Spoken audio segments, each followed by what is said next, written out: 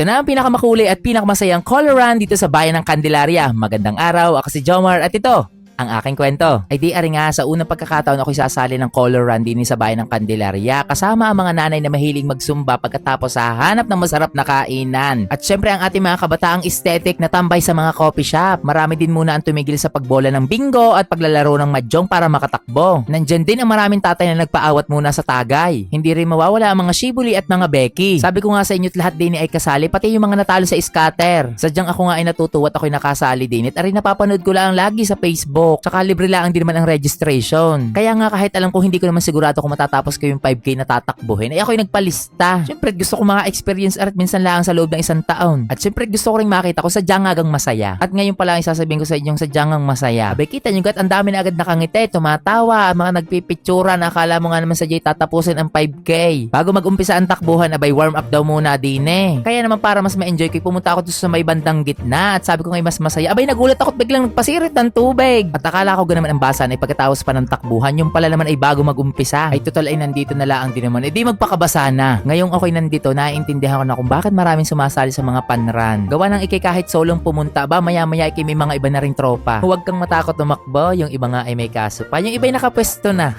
Charing lang, iba yun. Basta are para sa akin bilang first timer ay napakasaya ng aking experience din sa color run sa bayan ng Candelaria. At sa mga nakitang kasama ko rin naman din, wari yung mga nag-enjoy din. Pero pasensya na lang ha, doon sa mga kumuway sa aking camera, kaya lang hindi nakasama sa edit. Ay gayon sadya, parang nagbihis ka, pero ang totoo hindi ka naman kasama sa pupuntahan. Aray mo. Tsaka isipin mo na lang din na sanay ka namang hindi mapili. Pero ito nga, sa takbuhan, merong mga nauna na at merong mga hindi naman huhuli, kaya lang mas inuuna ang kaartehan sa daan. Masabi lang nakasali, gaya ko. Lalayo pagkakainaman ang mga are. Kaya nga ang gawa ko dyan ay lakad takbo. Ako hindi nagmamadalit, ako'y tuwan-tuwang pagmasdan ang mga taong nandin eh. Kasi ang saya ng experience. At halatang pagod na pagod ako. Tingnan nyo ka naman may pagkuha pa ng tubig. Kala mo nga naman talaga. Pero naka 1 kilometer pala ang naman. At hindi pa ako nakakakalahati, yung iba ipabalik na. May mga dala pang baril-barilan. Kaya naman buo na ang desisyon ko. Babalik na ako. Aba, hindi ko naman itinatanggi na hindi ko natapos yung 5 kilometer. Basta't ang mahalaga at importante sa akin ay na-experience ko itong color run sa bayan. Kaya dapat sa susunod na taon kayo ay sumali na rin. At gagawin natin itong 10 kilometer. Kaya naman tayo magkita-kita ha sa susunod na taon. Mas marami, mas makulay, mas masaya. Happy 147 Araw ng Candelaria. Isa na naman to sa mga first time experience ko na hindi ko malilimutan. At ngayon naman ay bumalik na ulit kami dito sa may Pacho para syempre mag-party-party naman.